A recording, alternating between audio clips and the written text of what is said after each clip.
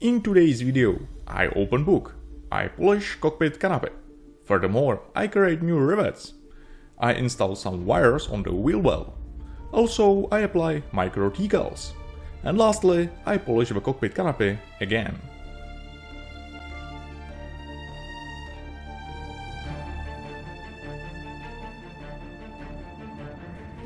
Hello fellow modelers!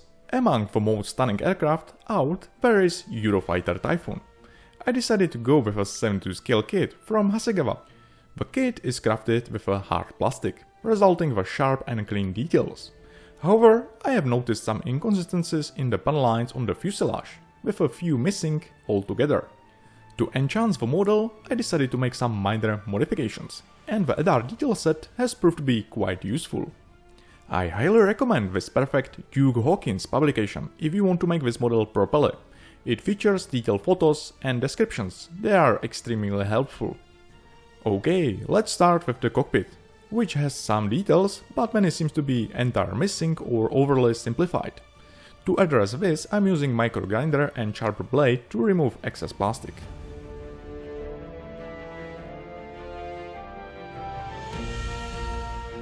The seat is also not the best, so it is handy to improve it. The colored METEOR set displays in the green shade, which isn't quite accurate. A great technique is to paint them black first and then apply luminescence foil over them. I found this foil on eBay just for a few dollars, and it was designed for nails. I have noticed lightening holes, and I'm creating them using micro drill bits. The diameters are only 0.3mm and 0.4mm, so I have to be extra cautious not to break them. I am spraying the cockpit with acrylic paints, which dry quickly and are easy to clean out of the airbrush.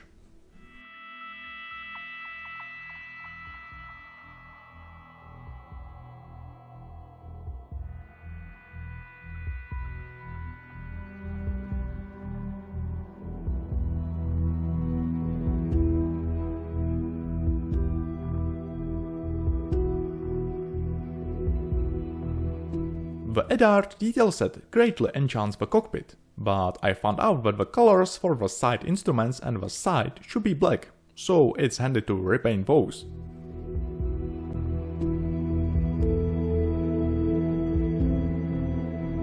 The seat belts are essential improvement. Most of the details are in the cockpit hardly visible, but the seat is not so much.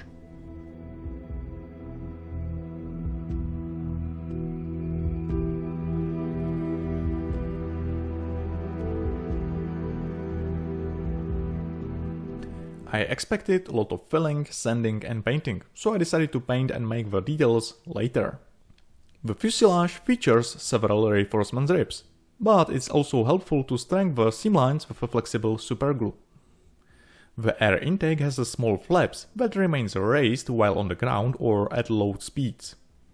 I am using thin razor saw to cut them out.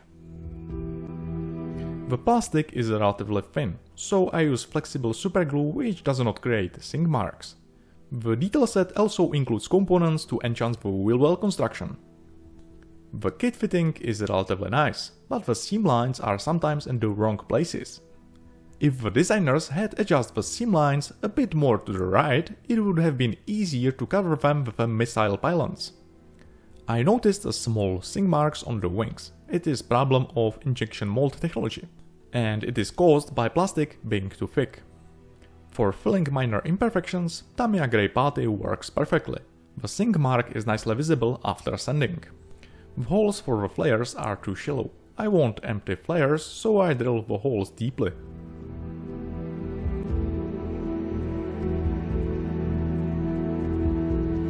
To remove any leftover dust, I'm using extra thin glue. It is a strong plastic solvent and evaporates quickly, so I don't need to worry about harming any of the details. The plane is equipped with numerous small air intakes, and I'll enhance them using 0.1 and 0.2mm drill bits. The Eurofighter has a nose landing gear, so I must add a counterweight. You can find a lead in your local fishing supply store.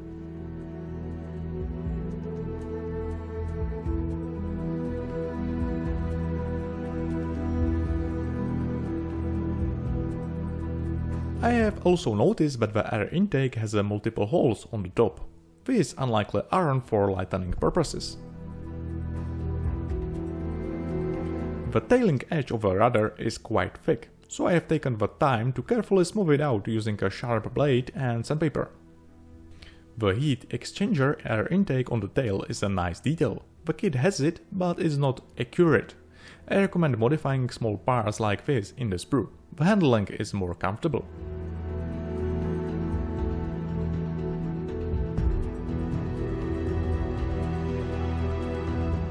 I also decided to make a hole into the heat exchanger exhaust. It was a quite difficult process because the hole has less than 0.5 mm in diameter.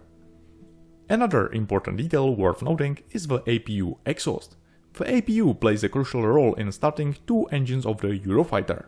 Unfortunately, the kit's exhaust is too shallow and not shaped correctly. I am modifying brass tube from Albin alloys because it's too thick. That is more authentic. Due to simple injection mold technology, many details are either missing or barely visible on the sides and top of the fuselage. Therefore, I decided to recreate and rescribe all the details with a razor saw and scribing needle. I created a simple circle puncher using a hypodermic needle.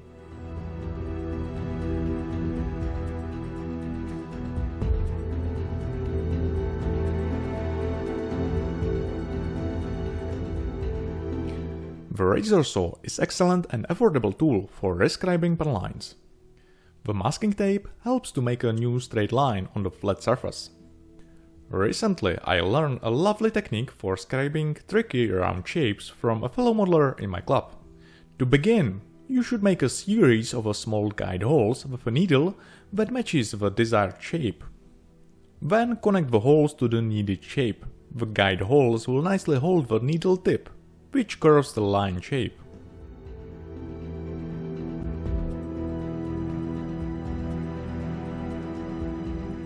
The Tamiya glue is perfect for removing any leftover plastic dust and smoothing out edges.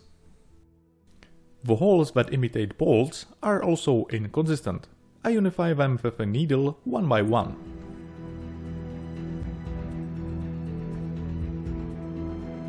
I notice another issue with the rudder. The rudder has very soft line and the bottom side is missing completely. The seamline filling ruins some fine details, forcing to me create all the lines and rivets from scratch. I didn't bother with the needle this time and created the round shape with a sharp blade.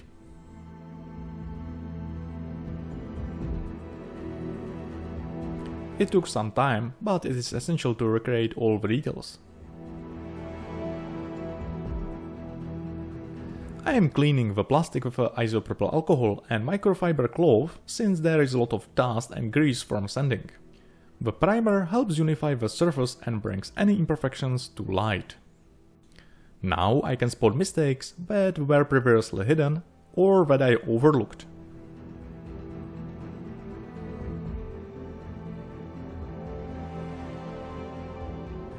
Riveting is one of the key steps. It can be quite intricate, especially since some lines are doubled. I found a great blueprint for the wings, and for the rudder I have detailed photos from a local airshow. You can notice that the rivet lines are quite pronounced, so it is adequate to make them. Actually, they are not rivets, but bolts. I rescaled the blueprint to model size and made a guide holes for easier symmetry alignment. Each line is at a different angle, which means I must carefully draw all with a pencil to achieve the most accurate spacing. I prefer using transparent masking tape from Omask.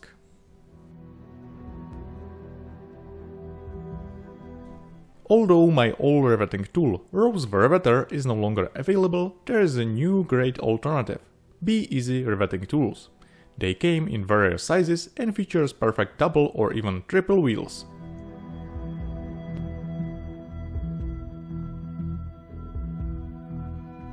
By drawing the lines with a pencil, it is now simple to apply the masking tape as a guide template, allowing me to create straight lines accordingly.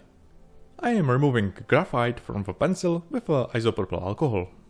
Now the surface details are in the next level, primarily looks like some larger aircraft model. The double riveting wheel is primarily handy for vertical stabilizer.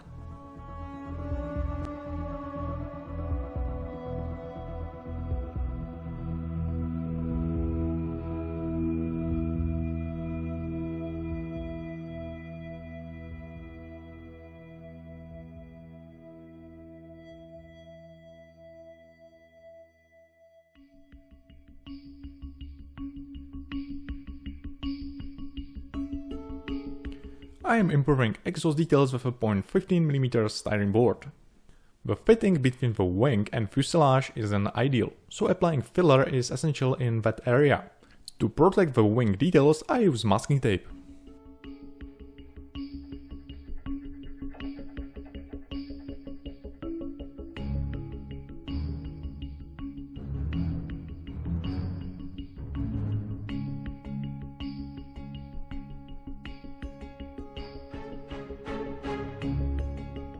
Now I can attach air intake flaps in open position.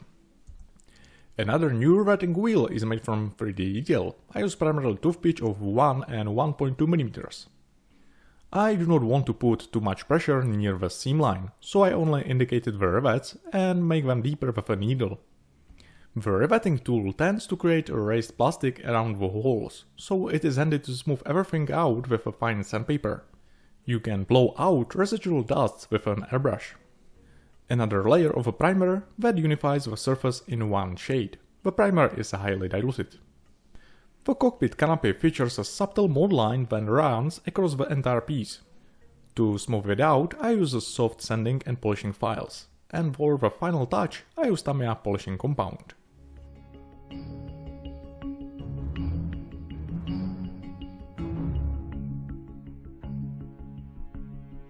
Since I don't have pre-cut masks, I carefully cut them out using a fresh blade. A good trick is to use backlighting for brightening out the edges.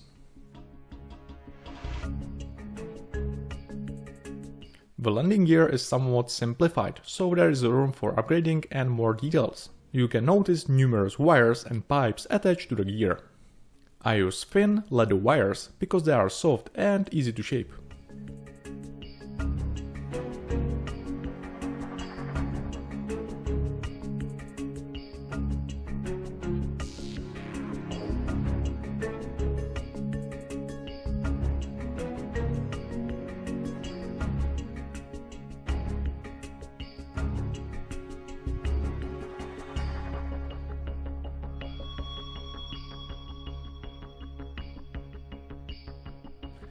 I like chrome spray from Revell. I only diluted it with a leveling thinner to make it possible to apply it with a paintbrush.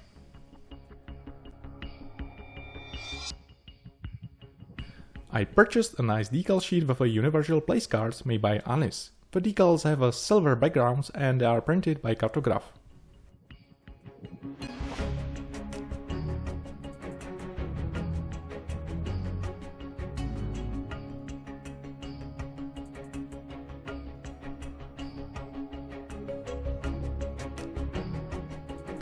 Tamiya enamel pan liner rarely brings out the details, but make sure to avoid using it on chrome parts, as it can dilute the chrome layer. I am carefully smoothing excess wash with an enamel thinner. These are wheels from the kit, and this is the real one. Therefore I designed new wheels in 3D and print them out. The printable files are available for my patrons or on Cult 3D. I am pleasantly surprised by the quality of the print, even at the small scale.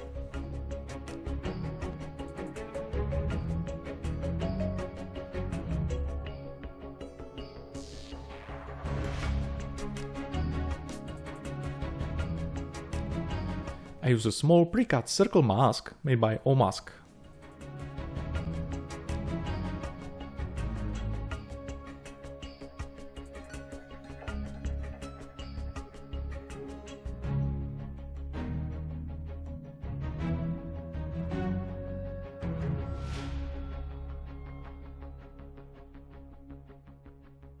It remains to highlight details with a grey paint and the wheel is done.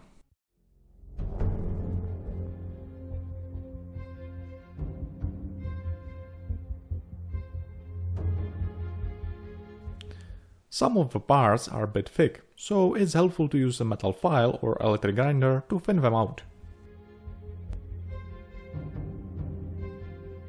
You can spot a few sensors in the rear section under the engines, which are completely absent.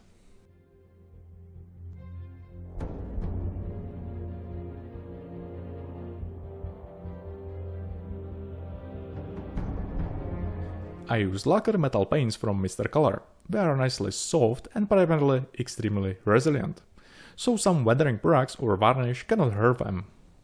I decided on Eurofighter in service in German Luftwaffe, mainly because I like its beautiful blue-grey color. I do not own this shade, but it is easy to mix it with a grey and blue paints.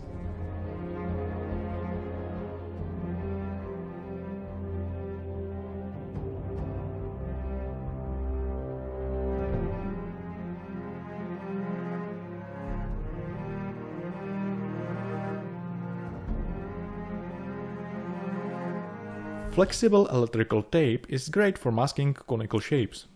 The German Eurofighter features numerous light grey areas, which means there is quite a bit of masking to do.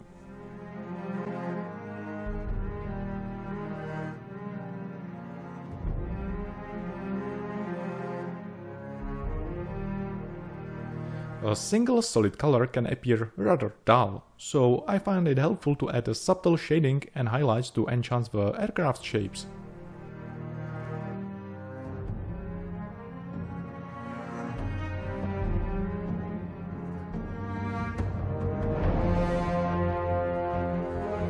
The riveting is lovely, but I like it primarily because it works like a guideline for painting and shading.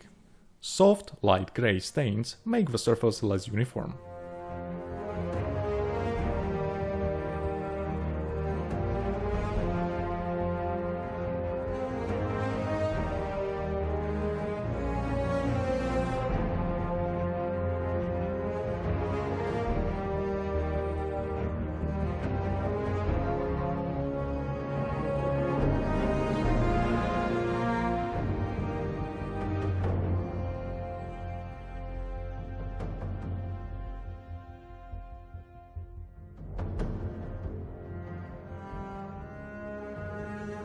The instruction manual features a painting scheme that contains numerous mistakes and lacks important details regarding the grey lines. For instance, the tail line is supposed to be grey according to the manual, but in reality it appears silver. Therefore, I highly recommend using photo references for accuracy. I opt for Air Dominance armament setup, which comprises 4 METEOR and 4 IRIS-T missiles. Although the kit includes these missiles, I discovered some delightful 3D printable files on Cal3D that boast exquisite details. You can find the link in the video description.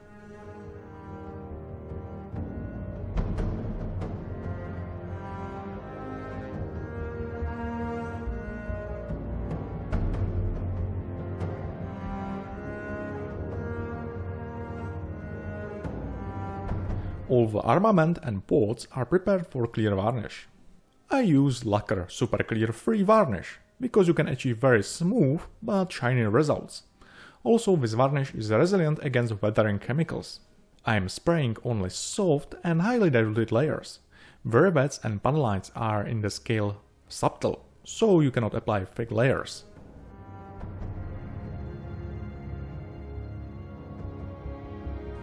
I tried to make Eurofighter Typhoon from Rebel many years ago, but I never finished it. I preserved water slide decals, which have a Rebel on another level. It contains more than 200 parts and is primarily on the correct scale. Hasegawa decals are thick and out of scale. Some decals are smaller than 1 mm.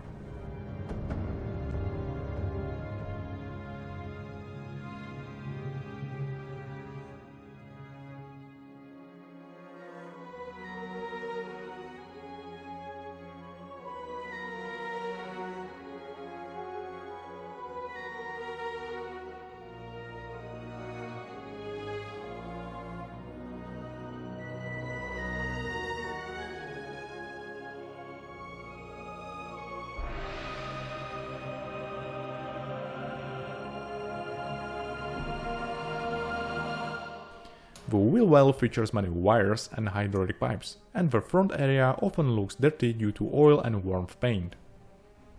I am adding LED wires after painting because many hydraulic pipes are silver, so it is not necessary to paint them. I only paint blue or yellow marks.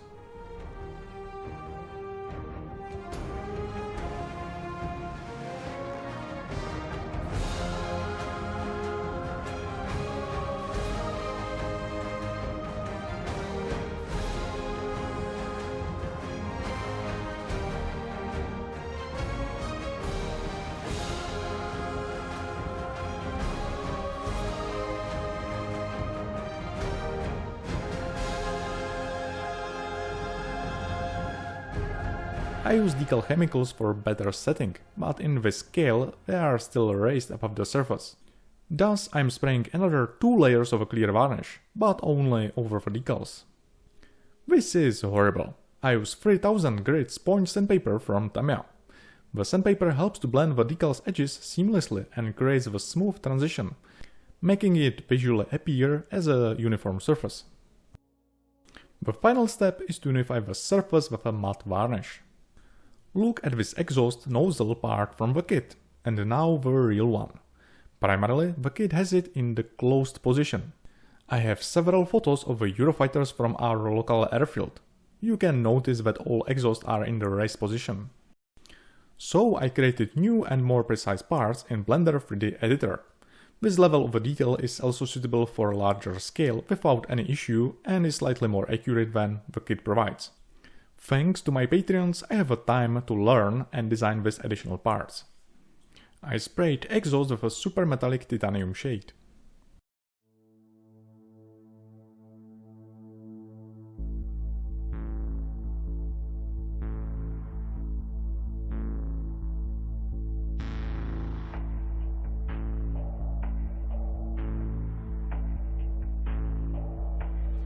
Okay, now these are proper Eurofighter exhausts. Let's add more details to the cockpit. Tamiya enamel paint is great for imitating dust effect and dry fast.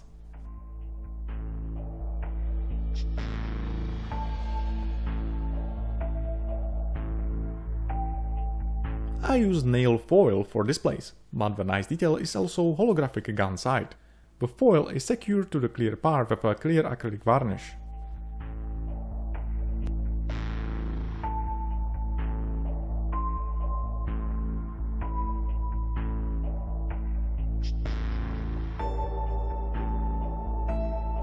There are plenty of details in the back cockpit section. I'm adding some wires and labels to give it more authentic look. I have a collection of photos featuring very dirty and weathered Italian and British Eurofighters. But I do not have any of the Germans. Therefore I must make only subtle weathering to maintain authenticity. First I use dark, highly diluted wash for pan lines and rivets. I mix it with oil paint and enamel thinner. It looks strong, but it's like a diluted acrylic paint. When it dries, the effect is negligible.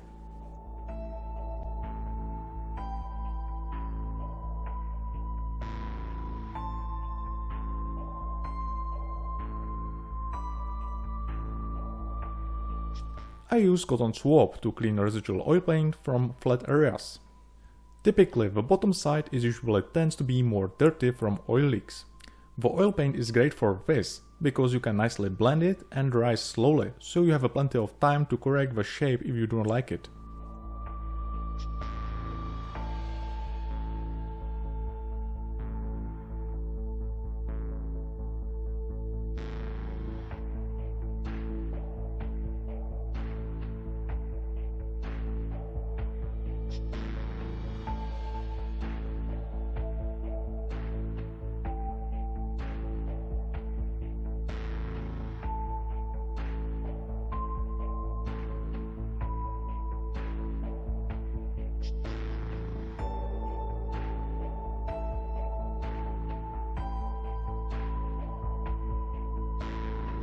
I recently purchased the clear printing resin and came up with an interesting idea to test it for creating clear lands, cover glass or navigation lights. The major advantage is the quick drying time if you cure it with a UV flashlight. The curing process only takes a few seconds.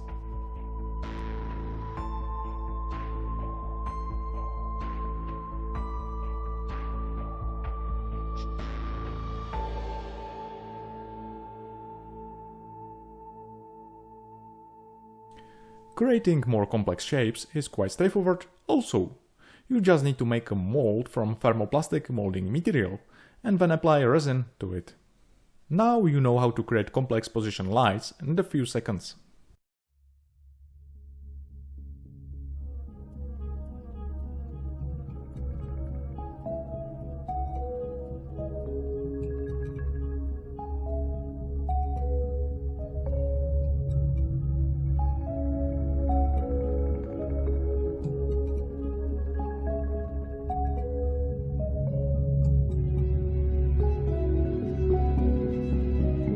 I have almost all the details, but I like shading with oil paints.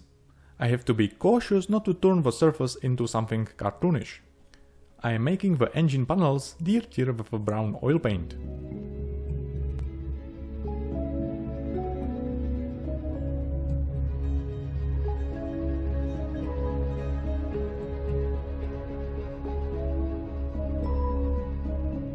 If you take a closer look, you will see that the actual surface isn't entirely uniform. It features many subtle stains, if you consider it is not a new plane from the factory. I am making many soft dots with a light grey oil paint and blurring them with a dry brush. However, if you want to achieve a smoother effect, you can use a minor amount of enamel thinner.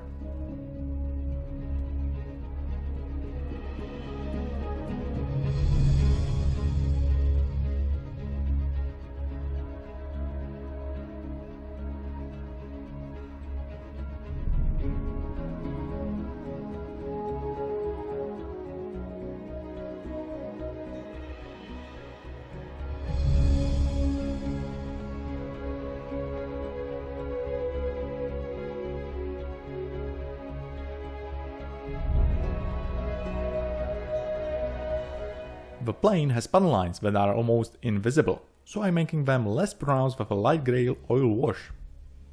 You can notice that the less pronounced lines tend to look much better. That is just my opinion and I do not judge anyone who prefers different approach. I made wires into the front wheel well, now it's time to improve the main one, and there is again tons of cables and pipes. Try to make at least some.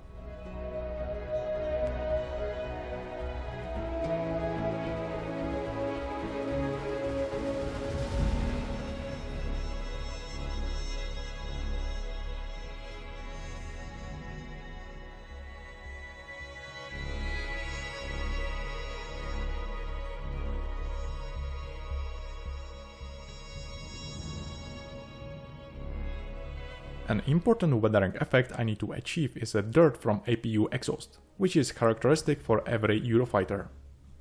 For this I'm using a mix of a black and brown enamel paints. I can create a smooth scratches with a toothpick to get the desired effect.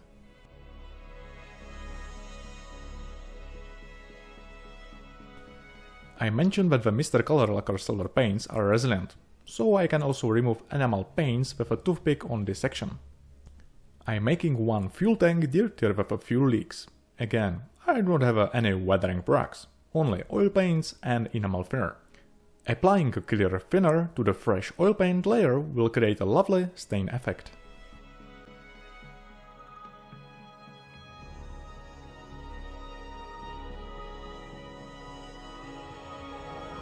It remains to make a few details, like this small titanium movable canards. On the ground, each one has a different angle. One correction, Luftwaffe has this red navigation light on the left side.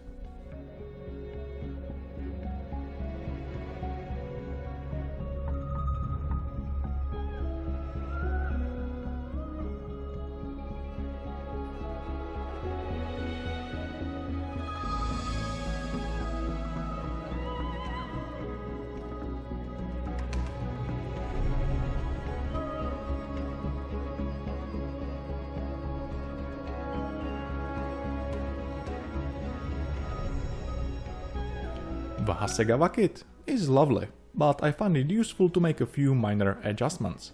Primarily I like new engine exhaust and new rivet lines on the wings. The shapes of a Eurofighter are simply beautiful, and I hope this model now resembles the real machine. I'm already looking forward to our local air show.